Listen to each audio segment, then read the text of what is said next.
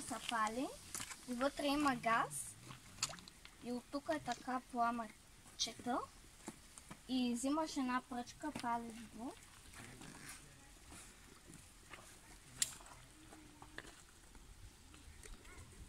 И горе, примерно, можете да си печете супата.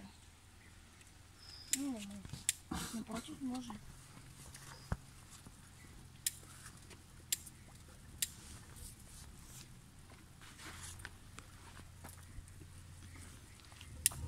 И от тук има метали, които като хвърлиш и се запалват.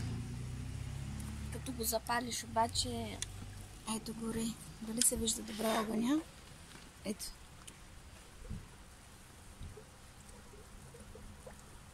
И когато свърши гъста, тук ето го извора, откъдето извира водата.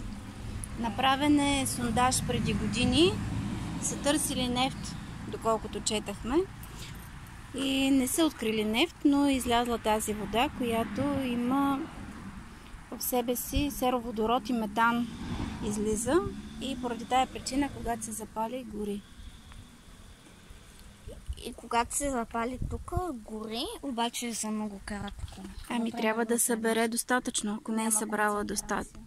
Да, ако няма концентрация, не гори долу. И когато, по принцип, когато се отгоре, когато спре да гори, излиза един шум. Много е.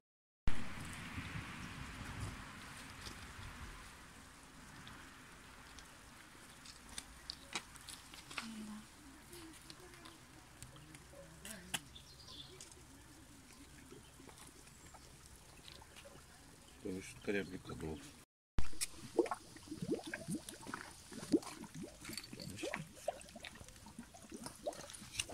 Ето, запалва се.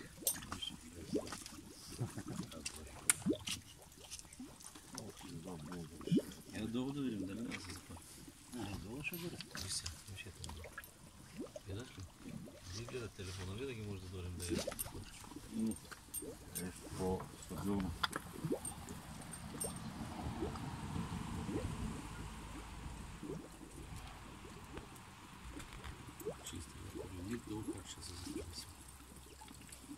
С запалката трябва долу да се запали. Ма може да гръмне цялата. Ръката.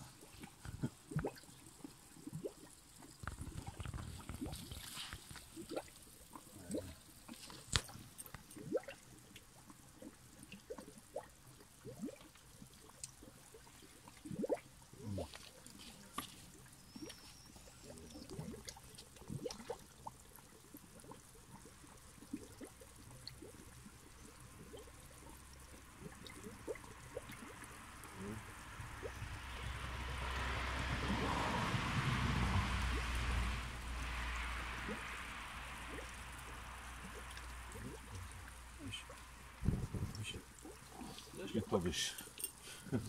Тези балончета гъста запалват.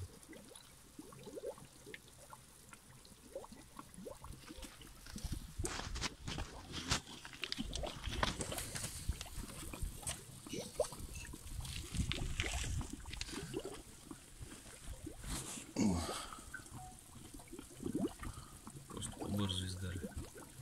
То малко концентрация има и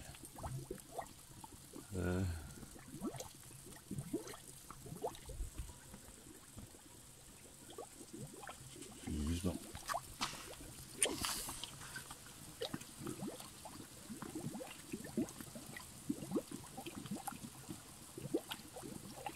Няма ли някъде тук някаква по-такава клечка? Тънките клечки. Въртичица. Софъчица.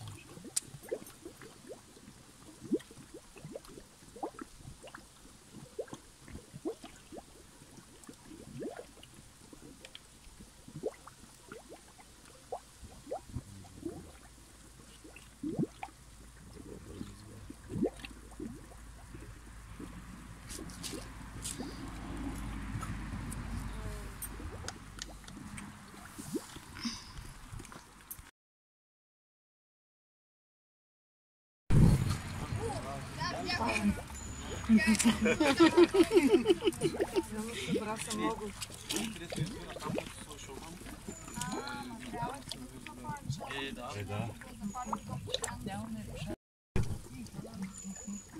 Хай стигнеш. Тук.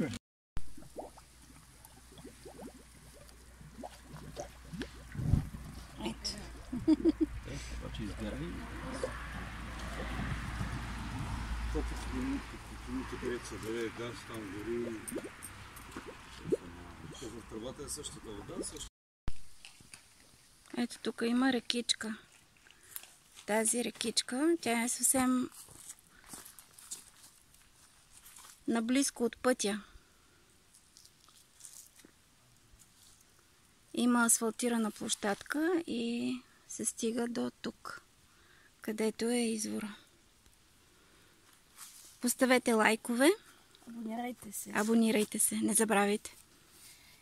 За канала, лайкнете видеото, изпратете го на възможно най-много. Натиснете камбанката, за да имате